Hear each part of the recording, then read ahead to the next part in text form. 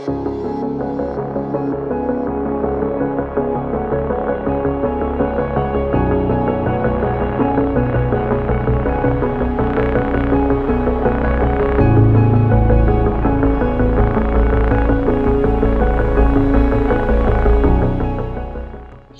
Minute Tamil நேயர்களுக்கு வணக்கம். நான் நிதிஷ்குமார்.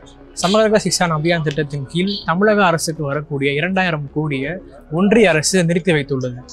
இந்த பாஜகவோட நடவடிக்கையினால தமிழக அரசு பாதிப்பிருக்கிற சூழல்ல இதை கண்டிச்சு காங்கிரஸ் தலைவரும் திருவள்ளூர் நாடாளுமன்ற உறுப்பினருமான திரு சசிகாந்த் செந்தில் ஒரு உண்ணாவிரத போராட்டத்தை அறிவிச்சிருக்காரு. இந்த போராட்டத்தோட முதன்மையான பிரச்சனை என்ன, இதோட நோக்கம் என்ன அப்படின்றத கேட்டு தான் வீட்டில் பார்க்க போறோம்.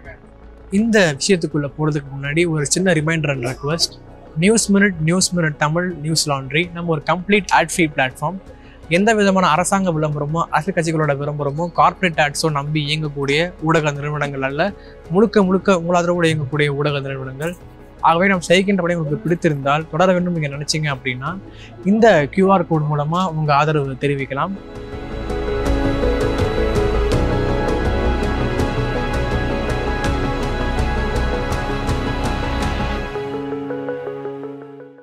சார் வணக்கம்.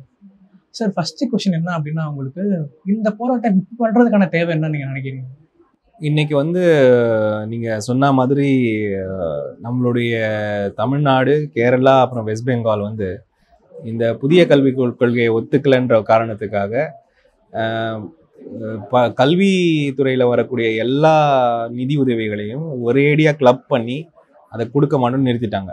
இதனால என்ன ஆகுதுன்னா, சின்ன குழந்தைங்க உங்களுக்கு தெரியும், இந்த கல்வி உரிமை சட்டம் இதில் நெய்பர்ஹுட் ஸ்கூல்ஸ்லாம் என்ரோல் ஆன பசங்களுக்குலாம் இப்போ இந்த ஒரு குவார்ட்டராக ஃபீஸ் இல்லாமல் அந்த ஸ்கூல்லேருந்து தொந்தரவு கொடுக்க ஆரம்பிச்சிட்டாங்க. இந்த வருஷம் RT போர்ட்டலே ஓப்பன் பண்ண முடியல. இந்த மாதிரி கிரவுண்டில் நிறைய பிரச்சனைகள் ஆரம்பிச்சிருச்சு. அதனால் இதை தீர்க்கணும்னு நாங்கள் பல முயற்சிகள் எடுத்தோம். நான் மட்டும் இல்லை, தமிழக அரசாங்கமும் கூட, அப்புறம் கல்வித்துறை அமைச்சரும், அப்புறம் நிறைய பாராளுமன்ற உறுப்பினர்கள் போய் பல முயற்சிகள் எடுத்தும் கூட அதுக்கு எந்த விதமான ஒரு பதிலும் கிடைக்கல. வேற வழி இல்லாமல் தான் இன்றைக்கி நம்ம இங்கே உட்கார வேண்டிய நிலைமைக்கு ஆயிருக்கோம். இது உடனடியாக இந்த பணத்தை நிதியை ரிலீஸ் பண்ணாதான் இந்த குழந்தைங்களுக்கு அந்த ஃபீஸு போகிறதும் அந்த RT போர்ட்டலும் ஓப்பன் ஆகும்ன்ற பட்சத்தில் நம்ம வேற வழி இல்லாமல் இன்றைக்கி உண்ணாவிரதத்தில் உட்காந்து. உங்களை பொறுத்த வரைக்கும் இந்த நிதி அப்படின்றது எவ்வளவு முக்கியத்துவம் நீங்க நினைக்கிறீங்க? ரொம்ப ரொம்ப முக்கியமான ஒரு விஷயம். ஏன்னா இது இந்த RTன்னு சொல்லப்படுறது ரொம்ப ஒரு நல்ல ஒரு திட்டம். ஒரு கூலி தொழிலாளியோட குழந்தை கூட ஒரு கான்வென்ட்டுக்கு போகக்கூடிய ஒரு திட்டம். அது மட்டும் இல்லாமல் சமகர சிக்ஷா அபியானில் நம்மளுடைய ஆசிரியர்களுடைய சம்பளம் அதில் ஒரு காம்பனன்ட் இருக்குது. அப்புறம் கல்வியுடைய தன்மை, அது குவாலிட்டி, அதை பற்றியும் ஒரு காம்பனன்ட் இருக்குது. பல காம்பனன்ட் இந்த மாதிரி அதுக்குள்ளே இருக்குது. போன வருடம் நமக்கு கிடைச்ச அமௌண்ட் 18,000 கோடி, அதுக்கு முன்னாடி 20,000 கோடி. அப்போ இந்த வருஷம் எவ்வளோ கொடுப்பீங்கன்னு கேட்டால் 0ன்னு போட்டு கொடுக்குறாங்க. அப்போது என்னதான் அவங்க மனதில் நினைச்சிட்டு இருக்காங்கன்னு எனக்கு புரியலை. தமிழகம் இன்னைக்கு இல்லை, ரொம்ப நாளாகவே மும்மொழி கொள்கையை எதிர்த்து தான் வருது. அது இன்னைக்கு நடக்கிற விஷயம் கிடையாது. ஆனால் இன்னைக்கு நீங்கள் ஒரு ஃபினான்ஷியல் பிளாக்மெயில் தமிழகத்து மேலே செய்கிறதா நான் பார்க்குறேன். இது ரொம்ப தவறான ஒரு விஷயம். இந்த நிதி உதவி குழந்தைகளுடைய படிப்பு, பிரைமரி எஜுகேஷனுக்கு தேவைப்படுற பணம். இந்த பிரைமரி எஜுகேஷன் எப்படின்னா, ஒரு குழந்தை ஒரு மாதம் ஸ்கூலுக்கு போகலன்னா கூட அதுக்கப்புறம் ஸ்கூலுக்கு போகாது. அந்த மாதிரி ஒரு சீரியஸான ஒரு விஷயம். அப்படியே ட்ராப் அவுட் ஆயிடுவாங்க. அதனால் இதை எந்த விதமான தங்கு தடையும் இல்லாமல் கொடுக்கணுன்றது தான் எங்களுடைய டிமாண்ட்.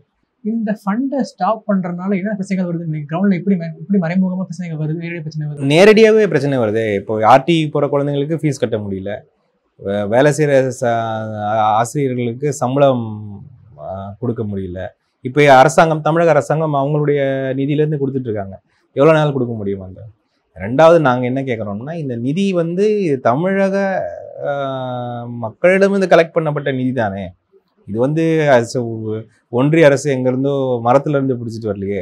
இது இங்கே மக்கள் கொடுத்த நிதி தான். எதுக்கு கொடுத்தாங்க? நீங்கள் அதை ஒழுங்காக எல்லாருக்கும் நல்ல ஒரு இடங்களுக்கு கொடுப்பீங்கன்ற ஒரு காரணத்துக்காக தான் கொடுத்தோம். ஆனால் இன்னைக்கு அந்த நிதியை திருப்பி எங்கள் குழந்தைங்களுக்கு கொடுக்க மாட்டோம், அவங்களுடைய கல்வியை பாதித்தாலும் பரவாயில்லன்னு சொல்கிறது எந்த விதமான மனநிலை? அதை எங்களால் ஒத்துக்க முடியல. என்ன காரணம் நினைக்கிறீங்க? இவ்வளோ ஒரு ஒரு ப்ரொக்ரெசிவான ஸ்டேட்ல அதிகம் growth போயிட்டு இருக்க ஸ்டேட்ல ஃபண்டை ஸ்டாப் பண்ணிட்டாங்க, என்ன காரணமா இருக்குன்னு இதுதான் இவங்களுடைய எண்ணமே வந்து இந்த நாடு வந்து ஒருமை சார்ந்த ஒற்றுமையா இருக்கணும்னு அவசியம் கிடையாது. ஒருமையா இருக்கணும்னு அவங்களுடைய எண்ணம். ஒரே ஒரு பிரதம மந்திரி, ஒரே ஒரு மொழி, ஒரே ஒரு தேர்தல் இப்படி நடத்தணும்னு நினைக்கிறாங்க. அதுல தமிழ்நாடு வேறுபட்டு நிற்பதனால் வேறுபட்டு நிற்கிற மற்ற மாநிலங்களையும் சேர்த்து அவங்க வந்து அதை வந்து இது பண்றாங்க. தமிழ்நாடு வந்து நீங்க வந்து மும்மொழி கொள்கையை ஒத்துக்கணுன்றது தான் அவங்களுடைய ஒரிஜினல் எய்ம். என்இபிலாம் அவங்களுக்கு ரெண்டாவது தான். மும்மொழி கொள்கையை ஒத்துக்க வைக்கலைன்னா நாங்கள் வந்து உங்களை வந்து இந்த படத்துலலாம் காட்டுற மாதிரி உங்களை கிட்னாப் பண்ணி என்ன வேணா பண்ணுவோன்ற மாதிரி தான் பண்ணுறாங்க. அதனால இந்த பூச்சாண்டிக்கெல்லாம் நம்ம தமிழ்நாடு பயப்படுற மாதிரி எனக்கு தெரியல. கண்டிப்பாக இது ஒரு மக்கள் ஒரு ஆக்ரோஷம் கூடிய சீக்கிரமே இதில் காணப்படும். நீங்க சொல்ற மாதிரி காங்கிரஸோ திமுகவோ விசிகாவோ இடது சைடில் என்ன சொல்றாங்க அப்படின்னா, மும்மொழி கொள்கை கொண்டு வரதுனால ஹிந்தி வந்து உள்ள இன்ஃபில்ட்ரேட் ஆகும்னு சொல்றாங்க. ஆனா அவங்க கேட்கறாங்க, நாங்கள் ஹிந்தி சொல்லவே இல்லை, எப்படி நீங்க சொல்லிட்டு வாதத்தை முன் வைக்கிறாங்க. இதெல்லாம் வந்து வெத்துவாதம்ங்க. இது வந்து இந்த மும்மொழி கொள்கையுடைய பிரச்சனை வந்து 1950கள்லேருந்தே இருக்கு. அப்போ ஹிந்தியை வந்து நேஷ்னல் லாங்குவேஜ் ஆக்கணும், அஃபிஷியல் லாங்குவேஜ் ஆக்கணும், அப்பவும் போராட்டம் நடந்தது. இன்றைக்கு அதே மும்மொழி கொள்கையை வந்து வேற மாதிரி பூசுறாங்க. இப்போ சிம்பிளா நான் சொல்றேன், 3 மொழி நீங்க படிக்கணும் கட்டாயமான்னு வச்சுப்போமே. உங்க ஸ்கூல்ல என்ன மொழி படிப்பீங்க? தமிழுக்கு உங்களுக்கு வாத்தியார் இருப்பார், படிப்பீங்க. அடுத்த வாத்தியார் இங்கிலீஷ் இருப்பாங்க, படிப்பீங்க. 3வது மொழி ஃப்ரெஞ்சுக்கு வாத்தியார் இருப்பாங்களா, இல்லை வந்து கன்னடத்துக்கு வாத்தியார் இருப்பாங்களா? ஆப்வியஸ்லி ஹிந்தி தான் வரும். இது வந்து பூசி மழுவி வேற விதமாக கொண்டு வருது. 2வது வந்து இன்னைக்கு சொல்றதே தான் வேதத்தை பார்க்க அவங்க நாளைக்கு செய்வாங்கன்றது அவங்களுக்கு இது கிடையாது. ஸோ நாங்கள் என்ன சொல்றோம்னா, நீங்க என்ன வேணா பேசுங்க, கொள்கை முரண் எப்பவுமே இருக்க தான் செய்யும், ஒரு அரசாங்கத்துக்கும் இன்னொரு அரசாங்கத்துக்கும். அதை உட்காந்து டேபிளில் பேசுங்க, எங்களை கன்வின்ஸ் பண்ணுங்க, மும்மொழி கொள்கை தான் இம்பார்ட்டன்ட் எங்களை கன்வின்ஸ் பண்ணுங்க, கன்வின்ஸ் பண்ணி முன்னாடி போங்க. ஆனால் நான் உங்களுக்கு கொடுக்குற பணத்தை நிறுத்திடுவேன் அப்படின்னா என்ன அர்த்தம்? அப்போ நாங்கள் என்ன உங்களுக்கு என்ன ஸ்லேவா? யூனியன் கவர்மெண்ட் கீழே உங்களுக்கு பின்னாடி எத்தனை மக்கள் இருக்காங்க? என்னைக்காவது மக்களோட போய் நீங்கள் வந்து அன்றாடம் உறவாடுற பழக்கம் ஒரு ஒன்றிய அரசுக்கு உண்டா? இங்கே மக்களோட வாழ்றது இங்கே இருக்கிற அரசாங்கமும் இங்கே இருக்கிற ஸ்ட்ரக்சரும் தான். அப்படி ஒரு ஃபெடரல் சிஸ்டமில் வந்து நீங்கள் வந்து இந்த மாதிரி ரிட்டெல்லாம் ரன் பண்ணக்கூடாது. நீங்கள் கோர்ட் சொன்னாலும் கேட்க மாட்டேறீங்க, யார் சொன்னாலும் பார்லிமெண்ட்டே சொன்னாலும் கேட்க மாட்டேறீங்க. அப்போ என்னதான் வாட் இஸ் யுவர் இன்டென்ஷன்றது தான் எங்கள் கேள்வி. நீங்கள் வந்து போராட்டம் ஆரம்பிச்சிருக்கீங்க, ஒரு எம்பி போராட்டங்கிறது பெரிய விஷயம். இதுக்கு வந்து ஒன்றியத்தோட என்ன ரெஸ்பான்ஸாக இருந்துச்சு உங்களுக்கு போராட்டத்துக்கு? அவங்க இதுக்கெல்லாம் ரெஸ்பாண்ட் பண்ண மாட்டாங்க. நீங்கள் வந்து அவ்வளோ வருஷ கணக்கில் விவசாயிகள் போராடினாங்களே, அதுக்கே ஒன்று இவங்க ரெஸ்பாண்ட் பண்ணலையே. என்னை பொறுத்த வரைக்கும் இந்த போராட்டம் வந்து அவர்களை பணிய வைப்பது ஒரு பக்கமாக இருந்தாலும், எனக்குன்னு ஒரு ரெஸ்பான்சிபிலிட்டி இருக்குல்ல, என்னை வந்து தேர்ந்தெடுத்து அமைச்சிருக்காங்கல்ல, அப்போ நான் வந்து ஹெல்ப்லெஸ்ஸாக வர முடியாது. ஸோ அது வந்து எனக்காகவும் என்னுடைய ஒரு இதுக்காகவும் தான் இன்னைக்கு இங்கே உட்கார்றது. கண்டிப்பாக இது மக்கள் மத்தியில் இது விஷயம் போகும், மக்கள் இதை பார்ப்பாங்க, விழித்து பார்ப்பாங்க, இது என்னன்னு பார்ப்பாங்கன்ற லைம்லைட்காகவும் அந்த இஷ்யூவோடைய லைம்லைட்காகவும் இந்த போராட்டம் நடக்குது. இன்னொரு வாதம் என்ன வைக்கப்படுது அப்படின்னா, உங்க எதிராக நீங்க வந்து எம்பி தானே, எதுக்கு போராட்டம் பண்றீங்க, பார்லிமெண்ட் குழுன்னு சொல்லுது அப்படின்னு சொல்றாங்க. பார்லிமெண்ட் குழு தான் முடிஞ்சு போச்சு, எதுக்கு நீங்க போராட்டம் பண்றீங்க? எல்லா முயற்சிகளும் எடுத்ததுக்கு அப்புறம் தான் இந்த போராட்டத்துக்கு வரும். எல்லா முயற்சிகளும் எடுத்ததுக்கு அப்புறம் தான். இதில் வந்து நான் வந்து 0 ஹவரில் கொஸ்டின் போட்டு பார்த்தாச்சு, 377 போட்டு பார்த்தாச்சு, இன்னொரு எம்பி கொஸ்டின் கேட்டு பார்த்தாச்சு, 0 தான் அமௌண்ட் நாங்கள் போட்டு கொடுக்குறோன்றாங்க. இப்போ நீங்கள் வந்து இவங்களை நீங்கள் என்ன பண்ண முடியும்? அப்போ போராட்டத்தை தவிர எங்களுக்கு என்ன வழி இருக்குது? மக்களுக்கு முதல் இது புரியணும் என்ன நடக்குதுன்னு. ஏன்னா இன்னைக்கு தமிழ்நாட்டில் அவங்க ஓட்டு கேட்டு வராங்க. எந்த விதத்தில் அவங்க ஓட்டு கேட்டு வராங்க?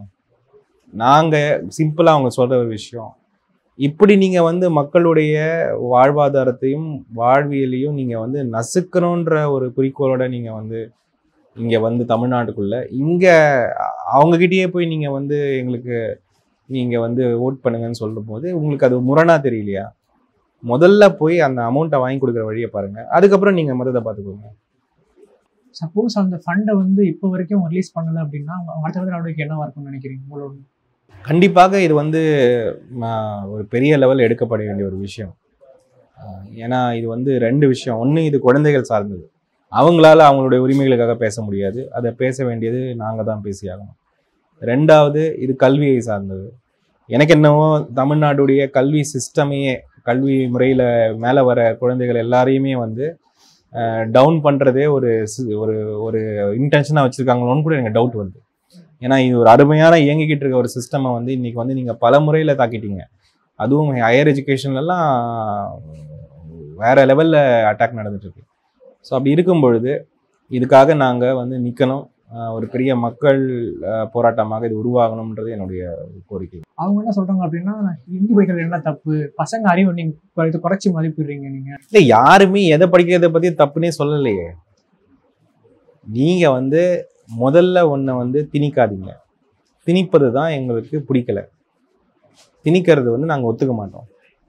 ரெண்டாவது, நீங்களை கன்வின்ஸ் பண்ணுங்க. உங்களுக்கு அவ்வளோ திறமை இருந்தால் எங்களை கன்வின்ஸ் பண்ணுங்க. நாங்கள் என்ன எங்கள் குழந்தைங்களுக்கு வந்து படிப்பு வேண்டாம் நான் சொல்கிறேன். எங்களுக்கு கன்வின்ஸ் ஆகலை. நீங்கள் சொல்கிறது கன்வின்ஸ் பண்ணுங்க. 1 வருஷம் ஆகலாம், 10 வருஷம் ஆகலாம், 20 வருஷம் ஆகலாம். போன அரசாங்கங்கள்லாம் பண்ணலையா கன்வின்ஸு? நீங்கள் பண்ணுங்க. நீங்கள் வந்த உடனே நாங்கள் வந்து எல்லாம் அடிபணிஞ்சு போகணும்னு நினைக்கிறது இது உங்கள் மனநிலையை தான் காட்டுது. ரைட் சார், பாப்போம் என்ன சொல்கிறாங்க அப்படின்னு. இந்த விஷயம் பெருசாகும்னு நினைக்கிறோம். முன்னாடி தான். தேங்க்யூ.